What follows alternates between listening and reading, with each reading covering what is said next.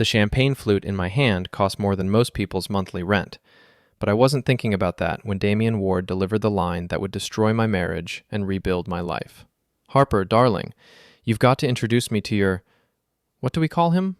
Oh, right, he's just the step one husband. I'm the upgrade package." The laughter that followed cut through the penthouse party like broken glass. 23 people laughed. I counted them. My wife Harper giggled the loudest, her perfectly manicured hand resting on Ward's Armani sleeve like she owned him, which, apparently, she thought she did. I'm Will Carter, 39 years old, and until that moment, I thought I was living the American dream. Self-made IT consultant, built my company from nothing, married to a beautiful woman who worked as VP at Lux Lifestyle Ventures. We had the house in Westchester, the cars, the social circle. I was invisible at these parties, sure, but I figured that was just how it worked when your wife moved in higher circles. Turns out I wasn't invisible. I was just the placeholder. "Will's so sweet," Harper was saying now, her voice carrying that particular tone women use when they're about to throw you under a bus.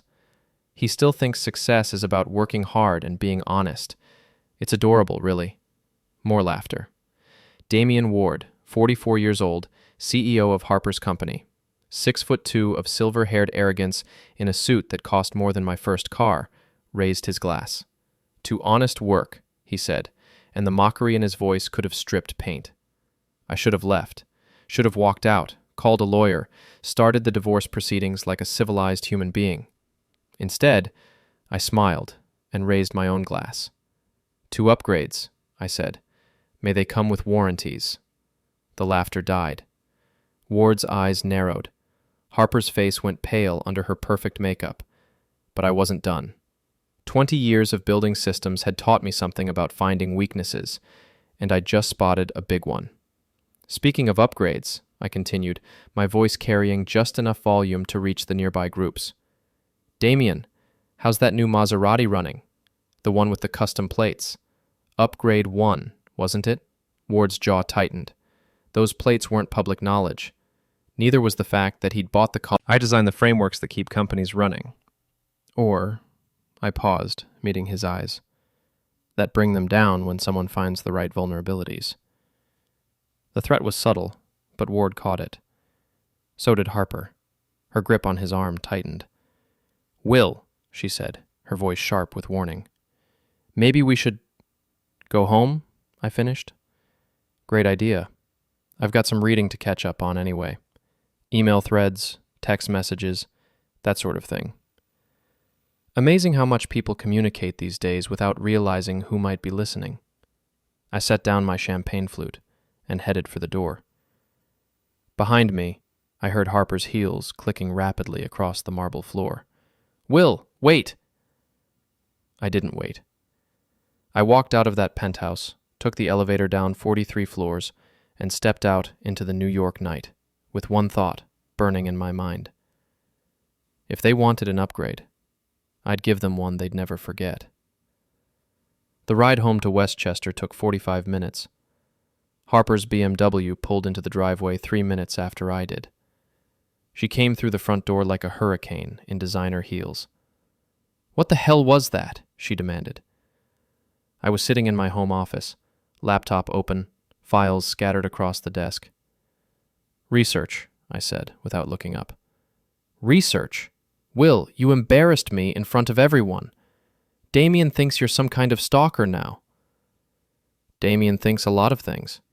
I turned the laptop screen toward her. "Like how you two are going to celebrate the upgrade tomorrow night at his place." "Nice selfie, by the way. Very artistic." Harper's face went white. On the screen was a photo she'd sent to her friend Jill 3 hours ago. Harper and Ward in what was clearly his penthouse bedroom. Her in a black lingerie set I'd never seen before. "How did you get that?" "I told you. I noticed things. Your cloud backup is still linked to the family account. Has been for 3 years. I closed the laptop. Along with your text messages, emails, and that very interesting voice memo you sent to Jill last week about the stepwise divorce plan." Harper sank into the chair across from my desk. For a moment, she looked like the woman to see me by mistake. Harper grabbed for the paper. I held it out of reach. According to this, I continued, Phase 1 was getting Ward to publicly humiliate me tonight. Phase 2 is filing for divorce next week while I'm supposedly emotionally compromised. Phase 3 is the settlement negotiation, where you claim half of everything plus alimony because I was psychologically abusive. Will, listen, I'm not finished. Phase 4 is particularly interesting. That's where you and Ward get married in 6 months, merge our assets with his company, and live happily ever after on what I built. I folded the paper and put it back in my desk drawer. Did I miss anything? Harper stood up, smoothing down her dress. The vulnerability was gone completely now. You're right, she said, about all of it. So what? You think you can stop me? Damien has lawyers, Will, good ones. And I know things about your business practices that what? That I've been completely legitimate for 20 years? That every contract is documented? Every tax return filed on time? Every employee properly compensated? I stood up too. Harper, you married an honest man. That was your first mistake. Your second was thinking honesty meant weakness. She headed for the door, then stopped. This isn't over. No, I agreed, it's not. But it's not going the way you planned either. After she left, I sat back down and opened my laptop. The real work was just beginning. 3 days later, I was having coffee with Gary Morrison at Mickey's Bar in downtown White Plains. Gary had been my best friend since college, back when we were both broke and hungry, and thought success meant having enough money for pizza and beer. Now he owned 3 bars and had the kind of street smarts that complemented my technical skills perfectly. So let me get this straight, Gary said, stirring sugar into his coffee with the slow deliberation of a man who'd heard a lot of stories over a lot of bars. Your wife is cheating with her boss. They're planning to rob you blind in the divorce, and you're sitting here drinking coffee instead of calling a lawyer? I called a lawyer, I said. Patricia Hoffman, best divorce attorney in Westchester County. Retainer paid, specialized in corporate and domestic cases.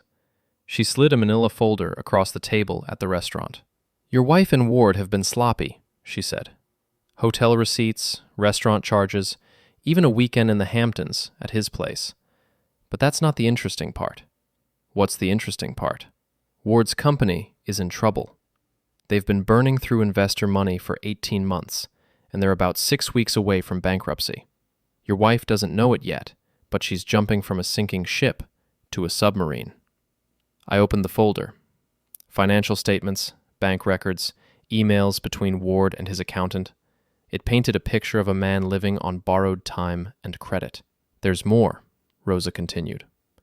Ward has been promising investors that he's about to close a major deal that will save the company. Guess what that deal is? My assets. Bingo. He's been telling people he's about to marry into money. Specifically, your money. The investment community is watching this very closely. I closed the folder. How closely? Close enough that if the deal falls through, Ward's creditors will come calling immediately. He's personally guaranteed about $12 million in company debt. Interesting. Gets better. I did some digging into his background. Damien Ward isn't his real name. He was born David Warnowski in Cleveland. Changed his name 15 years ago after a bankruptcy and 2 failed marriages. Both ex-wives claim he married them for their money. I smiled for the first time in 3 days. Rosa, you're worth every penny. That evening, Harper came home with shopping bags from Saks and Bergdorf Goodman. She'd charged $4,000 to our joint credit card. We need to talk, she said, setting the bags down in the foyer. About your shopping spree? About being reasonable. Damien thinks you might be more cooperative if we approach this differently. I followed her into the living room. She'd changed into a black dress that probably cost more than most people's rent. The same dress she'd worn in another photo I'd found in her cloud storage, taken in Ward's penthouse 3 nights ago. What did you have in mind? A clean break. You keep the business, I keep the house and the investment accounts. We both walk away with our dignity intact. My dignity? Will, little church in Connecticut. Your father walked you down the aisle, and you cried during the vows. Will, what does this have to do with... I'm trying to remember the woman I married, because the woman standing in front of me is a stranger. For just a moment, something flickered in her eyes. Regret, maybe, or just annoyance that I wasn't playing along with the script. People change, she said finally. Yes, I agreed. They do. The next morning, I put my plan into action. Ward's company, Lux Lifestyle Ventures, was privately held, but not privately funded.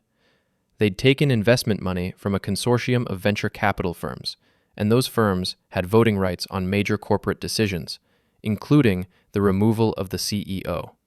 It took me 3 phone calls and 2 meetings to buy enough shares from nervous investors to control 41% of the company. Cost me $8 million, but I'd made more than that in the last 2 years, and the look on Ward's face would be worth every penny. The emergency board meeting was called for Friday afternoon. Ward didn't know what it was about until he walked into the conference room and saw me sitting at the head of the table. What the hell is he doing here? Ward demanded. Mr. Carter is now the majority shareholder, said Patricia Chen, the lead investor from Morrison Capital. He called this meeting. Ward's face went through several interesting color changes. This is impossible. The shares aren't for sale. They weren't, I said, until your investors found out about your company's real financial situation. Turns out, people don't like being lied to about bankruptcy. You told Morrison Capital that you were about to close a major acquisition that would inject $20 million in new assets into the company.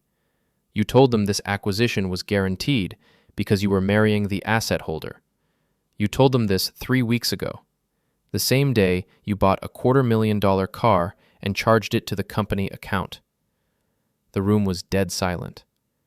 Ward was staring at me like I'd grown tentacles. The problem, Damien, or should I call you David, is that the asset holder isn't interested in being acquired. In fact, the asset holder is more interested in acquiring you. I stood up and walked to the whiteboard at the front of the room. New management, obviously, a focus on actual revenue instead of lifestyle expenses, and a complete audit of all company expenditures for the past 2 years. I looked directly at Ward. I suspect we'll find some interesting discrepancies. You can't do this, Ward said, but his voice lacked conviction. I already did it. The vote is a formality. I turned back to the board members. All in favor of removing Damien Ward as CEO and appointing interim management? 6 hands went up. Ward's didn't. Motion carries. I capped the marker and set it down. Damien, you have 1 hour to clean out your office. Security will escort you out. Ward stood up so fast his chair fell over. This isn't over, Carter. You have no idea who you're messing with. Actually, I know exactly who I'm messing with. David Warnowski, age 44, 2 previous bankruptcies, 2 ex-wives who both claim you married them for money, and a current debt load that would choke a horse. I smiled. The question is, do you know who you're messing with? He stormed out without another word. I turned back to the board members. Ladies and gentlemen, let's talk about the future of this company. That evening, I was home by 6 o'clock for the first time in months. Harper's BMW was in the driveway, along with a red Maserati that I recognized from the parking garage at Ward's building. I walked into my house to find my wife and her ex-boss sitting at my kitchen table, drinking my wine and planning my destruction. Will! Harper jumped up like she'd been caught stealing, which, I suppose, she had been. I didn't expect you home so early. I had a good day at the office, I said. How about you, Damien? Oh, wait, I forgot. You don't have an office anymore. Ward stood up slowly. He was trying to look intimidating, but it's hard to look intimidating when you've just been fired by the man whose wife you're sleeping with. You think you've won something, he said. I think I've won everything, I replied. Your job, your company, your future, And apparently your car keys. I held up the Maserati keys that I'd lifted from the counter. Nice ride. Too bad, at least until the divorce is final. You, on the other hand, are trespassing. Ward's face went red. You can't. I can, and I am. You have 30 seconds to get off my property before I call the police. He looked at Harper, waiting for her to choose. She looked back and forth between us, and I could see the calculation in her eyes. Stick with the man who'd just lost everything, or try to salvage something from the man who'd just won it all. Damien, she said finally, maybe you should go.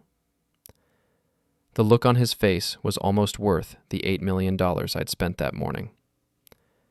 After he left, Harper and I stood in the kitchen, looking at each other across a divide that had opened up in the space of a week.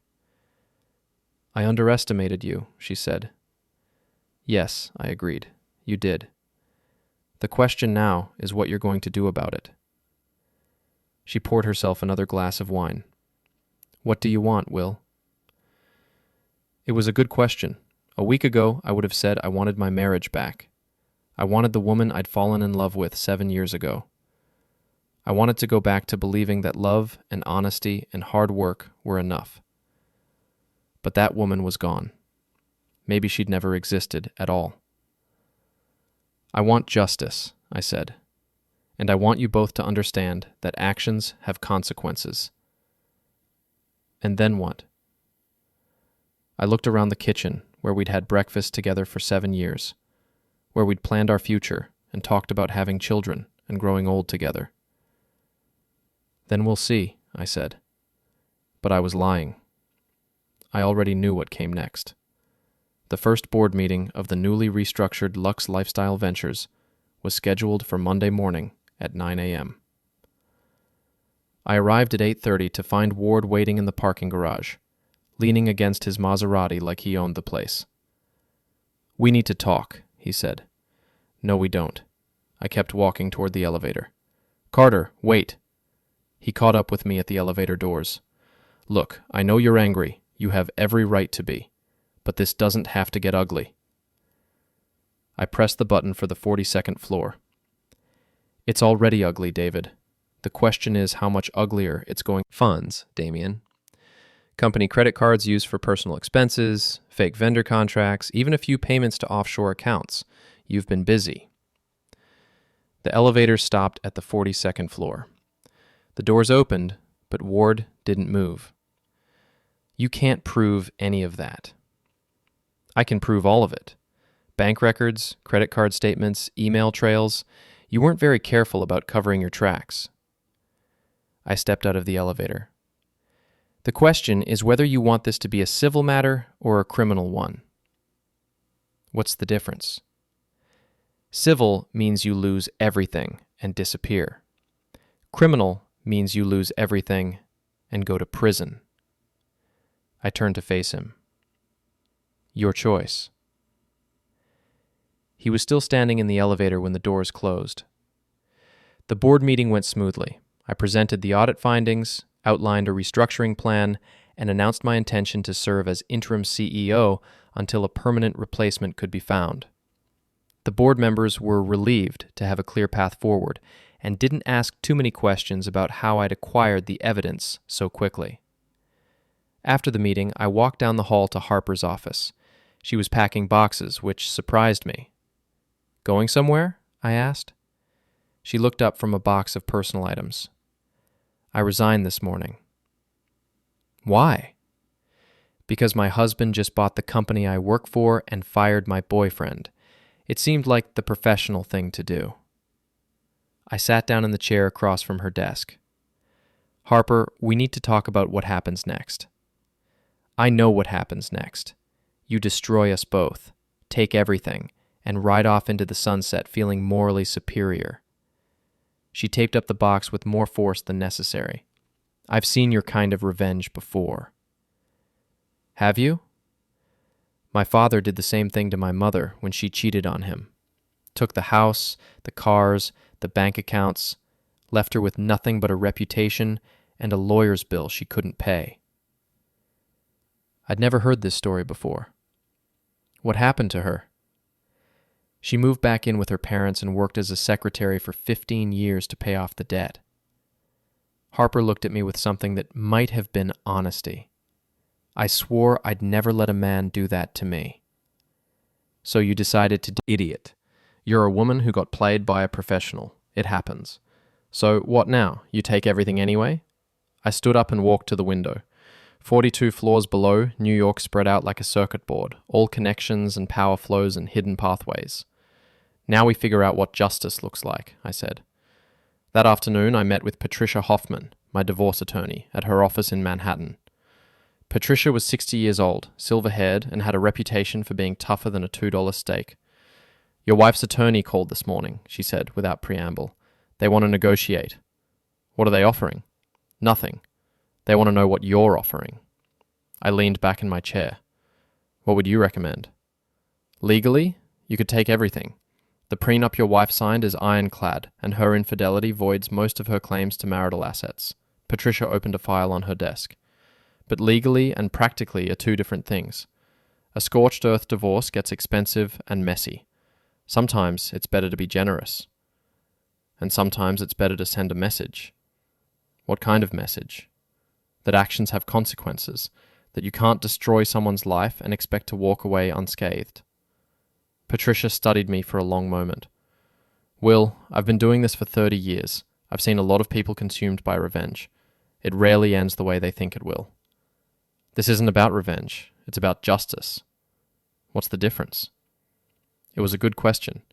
I'd been asking myself the same thing for a week.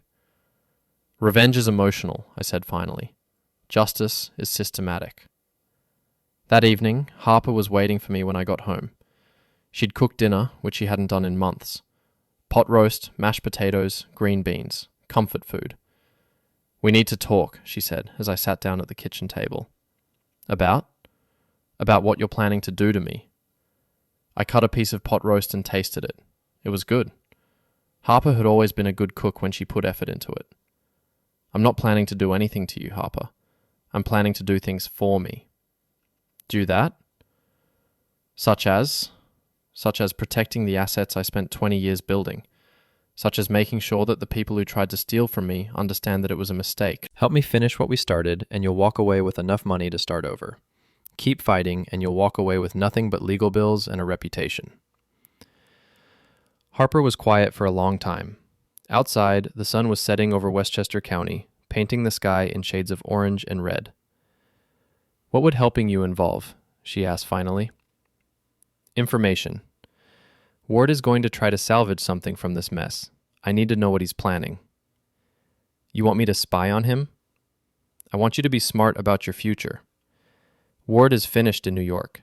Anyone who stays connected to him is going down with the ship. She nodded slowly. And if I help you? Then, when this is over, you get a clean start.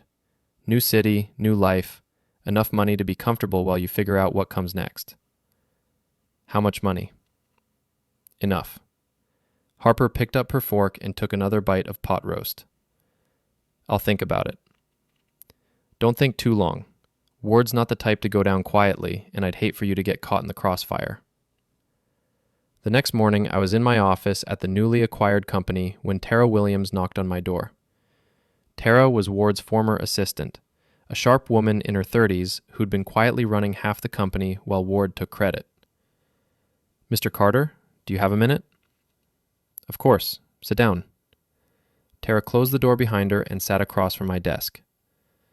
I wanted to thank you for keeping me on after the transition. I know it might have been easier to clean house completely. You're good at your job, Tara. I don't fire people for being good at their jobs. Even when those people might have information that could be problematic? I leaned back in my chair. What kind of information? The kind that explains how you knew so much about Mr. Ward's activities. The kind that might make someone wonder whether they had inside help. I studied her face. Tara had always been quiet, efficient, almost invisible. The perfect assistant. But there was something in her eyes now that hadn't been there before. Are you saying you helped me? I'm saying that Mr. Ward wasn't a good boss. He was demanding, condescending, and had a habit of taking credit for other people's work. When he started planning to stood up and walked to the window. Down in the parking garage, I could see Ward's red Maserati. He'd been showing up every morning for 3 days, trying to get into the building. Security had instructions to escort him out. "Tara," I said, "how would you like a promotion?" "What kind of promotion?" "Vice President of Operations. Significant salary increase, equity stake in the company, and the authority to implement the changes you think need to be made." She was quiet for a moment. "What would you want in return?" "Your expertise, your knowledge of how this company really works, and your help in making sure that Ward understands his time here is over." "What did you have in mind?" I turned back to face her. "I think it's time Mr. Ward learned what it feels like to be completely outmaneuvered." "I'm listening." "Good, because I have a plan." 3 days later, Harper called me at the office with information that confirmed everything I'd suspected about Ward's next move. "He's planning something for the Whitmore Foundation gala tomorrow night," she said. "He's been making calls all week, trying to line up investors for a new venture." The Whitmore Foundation Gala was the social event of the season in Westchester County. 500 of the area's wealthiest and most influential people all gathered in one ballroom to write checks and see who was rising or falling in the local hierarchy. "What kind of new venture?" I asked. "A consulting firm. He's telling people that he left Lux Lifestyle voluntarily to start his own company. He's claiming that you forced him out because you were jealous of his relationship with me." I laughed.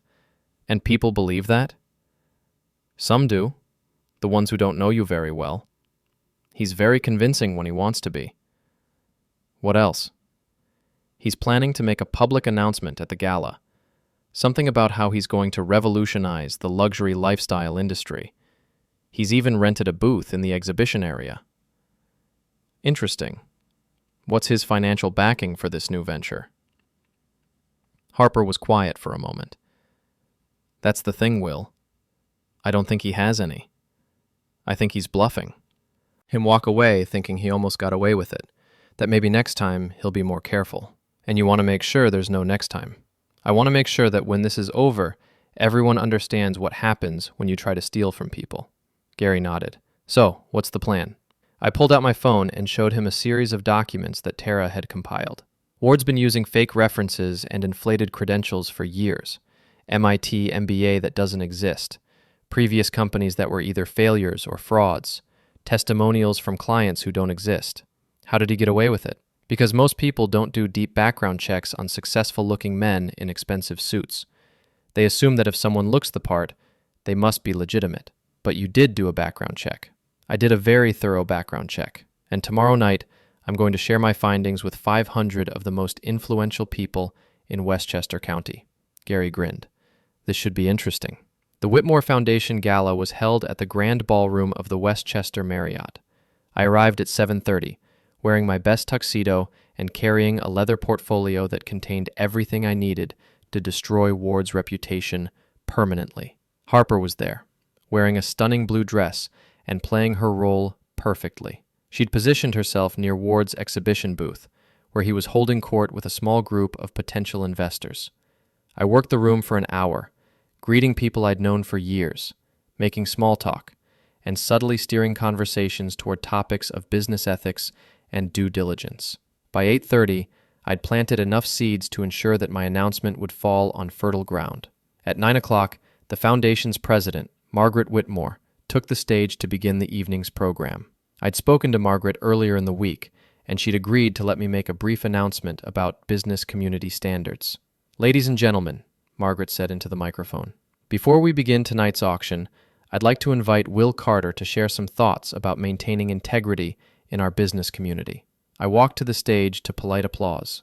From the podium, I could see Ward's face in the crowd. He looked confused, but not yet alarmed. "Thank you, Margaret. Friends, we live in a time when it's easier than ever to verify information about the people we do business with. background checks, reference verification, the crowd. Ward's face had gone pale. Someone who claims to have successfully run 3 previous companies, but whose actual business history includes 2 bankruptcies and a fraud investigation in Ohio. The murmur became a buzz. People were looking around, trying to figure out who I was talking about. Someone who has been soliciting investments for a new venture based on credentials and experience that simply don't exist. I looked directly at Ward. David Warnowski, also known as Damien Ward. I believe you have something to say to these people. The ballroom erupted. 500 people turned to stare at Ward, who was standing frozen by his exhibition booth like a deer in headlights. "That's not true," he shouted, but his voice was lost in the noise. I held up my hand for quiet. "Mr. Warnowski, would you like to come up here and explain to everyone why your claimed MIT degree doesn't appear in their alumni database? Or why your previous company in Cleveland was shut down by the state attorney general for securities fraud?" Ward pushed through the crowd toward the stage. "This is a setup. Carter is lying because I was dating his wife." "Actually," I said, "you were defrauding my wife, just like you've defrauded everyone else you've ever been involved with. Harper, would you like to tell everyone what Mr. Warnowski promised you?" Harper stepped forward. She looked nervous but determined. "He told me his company was worth $50 million and that we were going to merge our assets after I divorced Will. He said he had investors lined up and contracts pending." "And what was the reality?" "The company was bankrupt. He was $12 million in debt, and he was planning to use my divorce settlement to pay off his creditors." The crowd was dead silent now. Ward had reached the front of the room, but he seemed unsure whether to approach the stage or run for the exit. "Ladies and gentlemen," I said, "this is what fraud looks like. This is how con artists operate. They find successful, trusting people, and they exploit that trust for financial gain. They rely on our assumption that someone who looks successful must be legitimate." I pulled out another document. "Mr. Warnowski has done this before. Twice. Both of his previous..." Do their own research. Mr. Warnowski's real history is a matter of public record. Ward made one last desperate play. "Harper, tell them the truth. Tell them how your husband has been stalking us, threatening us, trying to destroy our relationship." Harper looked at him with something that might have been pity. "Damien, there is no relationship. There never was. You were using me, and I was too stupid to see it." "Harper, my name is Mrs. Carter," she said firmly, "and I think you should leave." Ward looked around the room one more time, perhaps hoping to find a friendly face or an escape route that didn't involve complete humiliation. He found neither. "This isn't over," he said, pointing at me. "Yes," I replied. "It is." Ward pushed through the crowd toward the exit. As he passed his exhibition booth, he grabbed a champagne glass from a nearby table and threw it at the wall. It shattered with a sound like breaking dreams. After he left, the ballroom was quiet for a long moment. Then Margaret Whitmore started clapping, and the applause spread through the room like wildfire. I stepped down from the stage and found myself surrounded by people who wanted to shake my hand, pat my back, and tell me how impressed they were with my handling of the situation. "Will," said James Morrison from Morrison Capital, "that was the most public service I've seen at one of these events in years." "Just protecting the community," I said. "Well, you certainly did that. I can guarantee that Warnowski will never get funding from anyone in this room." Harper appeared at my elbow. "Can we talk?" she asked quietly. I followed her to a quiet corner of the ballroom. She looked shaken, but relieved. "Thank you," she said. "For what?" "For letting me help. For giving me a chance to do the right thing." I nodded. "What happens now?" "Now I figure out what comes next. I've been thinking about what you said, about starting over somewhere else. Any ideas?" "Do California. I have a cousin in San Francisco who runs a marketing firm. She's been asking me to come work for her. That sounds like a good opportunity." Harper looked around the ballroom, where people were still talking about Ward's public destruction, Will this follow me? Not if you don't let it. You were a victim, Harper. 4. The person you were before all this started. The woman I married 7 years ago. She smiled sadly. I'm not sure that person ever really existed. She existed tonight. The next morning, I was in my office when Tara knocked on my door. Mr. Carter, there's someone here to see you. Who? A detective from the NYPD. Something about financial fraud. I smiled. Send him in. Detective Ray Sullivan was a tired-looking man in his 50s who'd probably seen every kind of scam and fraud that New York had to offer. Mr. Carter, I understand you've been conducting a private investigation into a man named David Warnowski. I have. We've been investigating him too. Securities fraud, identity theft, tax evasion. We've been building a case for 6 months, but we've been missing some key pieces of evidence. I opened my desk drawer and pulled out a copy of the file I'd compiled on Ward. Would this help? Detective Sullivan flipped through the documents, his eyebrows rising higher with each page. Where did you get all this? Public records mostly. Some private investigation. All legally obtained. This is incredible. Financial records, communication logs, even testimony from previous victims. He looked up at me. Mr. Carter, this evidence could put Warnowski away for 10 to 15 years. Good. There's just one problem. Some of this information was obtained through corporate channels that might not hold up in court. We'd need cooperation from someone with legitimate access to Warnowski's business records. Someone like his former assistant? Exactly. I picked up my phone and dialed Tara's extension. Tara, could you come to my office? There's someone I'd like you to meet.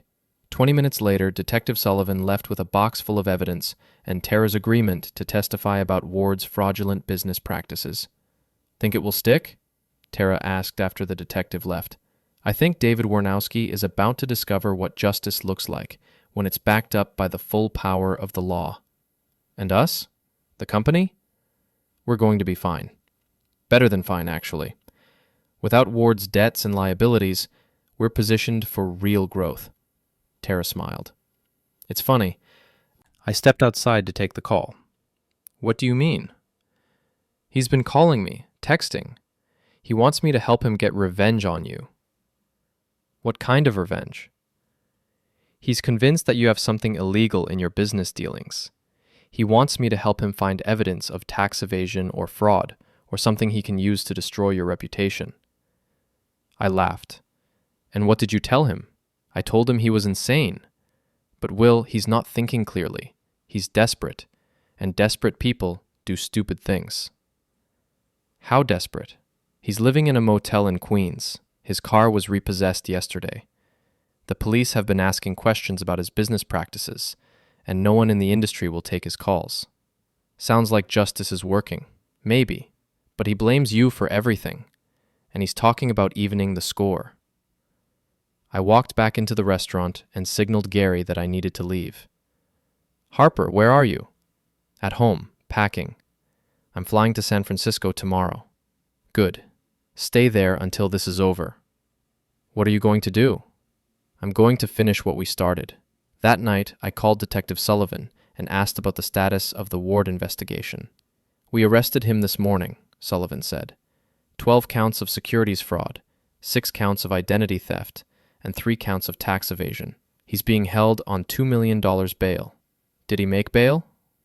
Not yet. But he's got a lawyer now, and lawyers have ways of finding money. What's the timeline for trial? 6 months, maybe 8. Depends on how much he wants to fight it. After I hung up, I sat in my home office and thought about what Harper had said. Ward was desperate, which made him dangerous. Desperate people don't always act rationally, and irrational people can cause a lot of damage before they're stopped. I called Rosa Martinez, my private investigator. Rosa, I need you to keep an eye on David Warnowski. He's been released on bail, and I have reason to believe he might try something stupid. What kind of stupid? The kind that involves breaking into my house or my office, looking for evidence that doesn't exist. You want surveillance? I want protection. And I want documentation of everything he does. Consider it done. on expensive stationery. "This isn't over. You destroyed my life. Now I'm going to destroy yours. Watch your back." I showed the note to Tara. "Charming. Should we call the police?" "Already on it." I picked up my phone and called Detective Sullivan. "Detective, I have evidence that David Warnowski violated the terms of his bail by breaking into my office last night." "Can you prove it was him?" "Security footage and fingerprints on a threatening note he left behind." "That's a felony.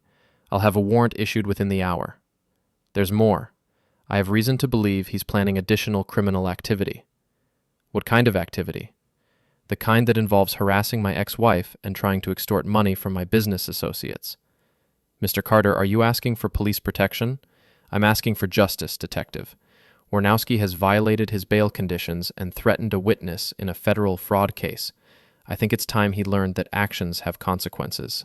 That afternoon, Ward was arrested again, this time for breaking and entering, criminal trespass, and witness intimidation. His bail was revoked, and he was remanded to custody pending trial. I thought that would be the end of it. I was wrong. 3 days later, I was working late in my office when the building's fire alarm went off. I grabbed my laptop and headed for the stairs, assuming it was a false alarm or a small kitchen fire. It wasn't. The entire 42nd floor was in flames. I made it to the street and watched from across the avenue as firefighters battled the blaze. The fire was contained to our floor, which struck me as oddly convenient. "Mr. Carter?" A firefighter approached me as I stood watching the destruction of my new company headquarters. "I'm Captain Rodriguez. Are you the building owner?" "I lease the 42nd floor." "Can you think of any reason someone might want to set fire to your offices?" I looked at him. "You think this was arson?" "The fire started in 3 separate locations simultaneously.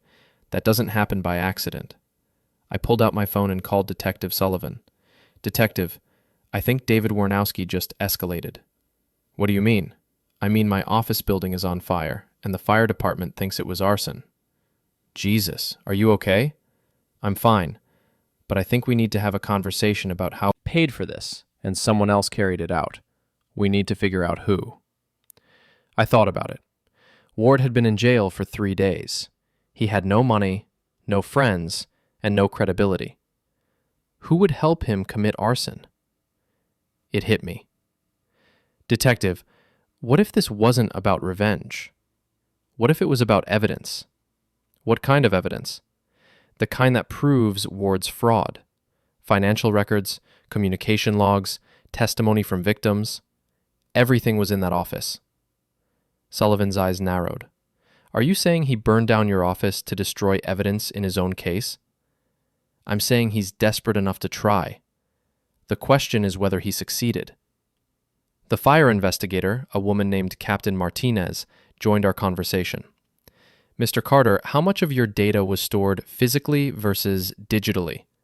"Most of it was digital, backed up to secure servers off-site, but there were some original documents that can't be replaced." "Such as?" "Signed contracts, original correspondence, physical evidence of Ward's fraudulent activities." Captain Martinez and Detective Sullivan exchanged a look. "Mr. Carter," Sullivan said, "I think we need to have a longer conversation about Mr. Warnowski's associates." We spent the next 2 hours going through everything I knew about Ward's background, his business relationships, and anyone who might have been willing to help him commit arson. The list was shorter than I'd expected. "There's one person," I said finally. Marcus Webb. He was Ward's business partner in Cleveland before the bankruptcy. I found references to him in the old court documents. "What kind of references?" "The kind that suggested he was the muscle behind Ward's operations. Intimidation, evidence destruction, witness tampering." Detective Sullivan wrote down the name. "We'll look into it." "Detective, there's something else you should know." "What?" "This fire didn't destroy the evidence. It just destroyed copies." "What do you mean?" I smiled for the first time in hours. "I mean, I've been in the IT business for 20 years. I don't keep important data in just one location. Where else is it stored?" "Multiple secure servers, safety deposit boxes, and with my attorney. Ward just burned down an office building to destroy photocopies and connected it to the room's projection system. Everything that was in our offices is backed up and secure. Every document, every file, every piece of evidence. The fire accomplished nothing except to add federal arson charges to Warnowski's legal problems. The board members looked relieved. "What's our next step?" asked Patricia. "We rebuild. New offices, enhanced security, and a renewed commitment to ethical business practices." I clicked to the next slide. "But first, we're going to make sure that David Warnowski understands that his war against us is over." "What do you mean?" Tara asked. "I mean, we're going to give the federal prosecutors everything we have on Warnowski and his associates.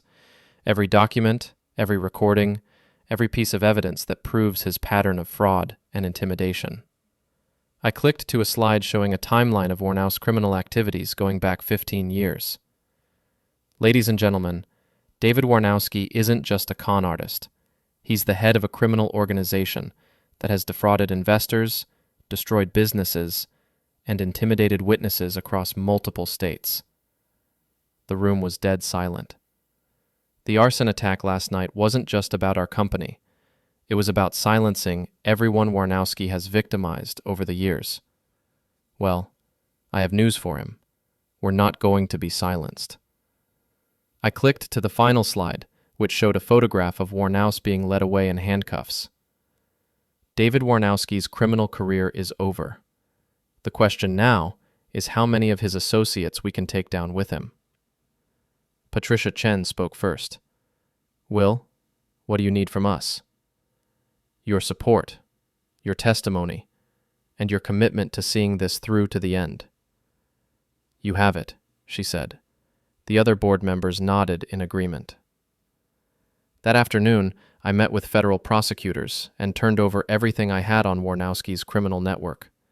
The evidence filled 12 boxes and included financial records, recorded conversations, and testimony from victims in 6 states. "Mr. Carter," said Assistant U.S. Attorney Sarah Kim, "this is the most comprehensive fraud case I've seen in 10 years. With this evidence, we can prosecute not just Warnowski, but his entire organization." "How long will it take?" "The grand jury will hear expected. Cheap, dirty, and depressing. The kind of place where people went when they'd run out of options and hope." I stood in the parking lot for a few minutes, thinking about the choices that had brought Ward to this place. The lies, the fraud, the arrogance, the belief that he could take whatever he wanted without consequences. Then I got back in my car and drove home to Westchester, where I had a life to rebuild and a future to plan. The war was over. Justice had won. 6 months later, I was standing in the penthouse office of my rebuilt company when Detective Sullivan called with the news I'd been waiting for. "Warnowski was convicted on all counts," he said. 15 years federal. No possibility of parole for 8. His associate Webb got 12 years. The judge called it one of the most comprehensive fraud schemes he'd ever seen. I looked out the window at the Manhattan skyline, thinking about how much had changed since that night at Ward's party when he'd called me a step 1 husband. What about restitution? Every penny he stole plus damages. The court ordered full restitution to all victims, including you. How much? $47 million. Of course, he doesn't have $47 million anymore. I laughed. No, I suppose he doesn't. After I hung up, I sat behind my desk and thought about the journey that had brought me to this moment. A year ago, I'd been a successful but naive businessman who believed that hard work and honesty were enough. Now I was something different. A man who understood that justice sometimes requires more than good intentions. Tara knocked on my door and entered with a stack of reports. "The quarterly numbers," she said, setting them on my desk. "Revenue is up 40% from last year, and we're projected to hit $100 million in annual sales by next quarter. Good work. Will, can I ask you something?" "Of course." "Do you ever regret how all this played out? The public humiliation, the criminal charges, destroying Ward's life so completely?" It was a fair question. I'd thought about it many times over the past year. Tara, Ward didn't just steal money. He stole trust. He destroyed marriages, bankrupted investors, and ruined lives. Harper was there, placing flowers on the grave. She'd flown in from San Francisco for the anniversary of her grandmother's death. "Hello, Will." "Hello, Harper." We stood in comfortable silence for a few minutes, looking at the headstone of a woman who'd lived 93 years and died surrounded by people who loved her. "How are things in California?" I asked. "Good. Different. I'm learning who I am when I'm not trying to be someone else." "And who is that?" Harper smiled. "Someone who works for her success instead of marrying it. Someone who builds things instead of taking them." "I'm glad." "Are you? Really?" I thought about it. "Yes, I am. You deserved better than what Ward was offering you. You deserved better than what you were offering yourself." "And what about what I offered you? 7 years of marriage that ended in betrayal and divorce?" "You offered me 7 years of believing in something beautiful. The fact that it ended badly doesn't erase the good parts." Harper nodded.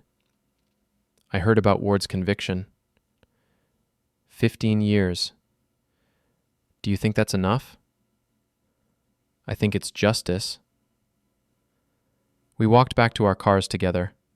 Harper was driving a modest Honda Civic, a far cry from the BMW she'd driven when we were married. "Will," she said as we reached the parking area, "I want you to know that I'm grateful." "For what?" "For stopping me before I became someone I couldn't live with. If you hadn't fought back, if you just let Ward take everything, I would have spent the rest of my life knowing I'd destroyed a good man for money." "You weren't the first person Ward fooled, Harper. You wouldn't have been the last." "Maybe, but I was the one who made the choice to betray my marriage. That's on me, not on him." She got in her car and rolled down the window. "Are you happy, Will?" I thought about the question. Was I happy? I was successful, vindicated, and surrounded by people who respected what I'd accomplished. But happiness was something different. "I'm satisfied," I said, "and I'm looking forward to whatever comes next." I knew exactly who I was and what I'd become. I was a man who'd been tested and hadn't broken. A man who'd been betrayed and had chosen justice over bitterness. A man who'd discovered that sometimes the best defense is an overwhelming offense. The lights were on in my house, warm and welcoming. I pulled into the driveway and sat for a moment, looking at the home I'd built and defended and kept. Then I walked inside, poured myself a drink, and stood at the window, looking out at the city lights below. Somewhere out there, David Warnowski was beginning the first night of a 15-year prison sentence. Somewhere else, Harper was building a new life based on honest work instead of calculated betrayal. And here I was, in the house I'd earned and the life I'd protected, thinking about the future instead of the past. I raised my glass to the window and spoke the words that had sustained me through the darkest moments of the past year. Funny thing about upgrades, they don't come with a warranty. Due justice? Justice lasts forever. Thunder rolled across the Westchester hills, and rain began to fall against the windows. I stood there for a long time, watching the storm, and thinking about the difference between the man I'd been a year ago and the man I was now. The old Will Carter had believed that good intentions were enough. The new Will Carter knew better. He knew that protecting what matters requires strength, strategy, and the willingness to fight harder than your enemies. That sometimes the only way to stop a predator is to become something more dangerous than they are. He knew that justice isn't always pretty, but it's always necessary. The storm passed, and the lights of the city sparkled like stars below. I finished my drink, turned off the lights, and went to bed, satisfied with the knowledge that tomorrow would bring new challenges and new opportunities to prove that honest people don't have to be victims. David Warnowski had called me a step one husband, thinking he was the upgrade package. He'd been wrong about that, just like he'd been wrong about everything else. I was the upgrade, and unlike his version, I came with a lifetime warranty.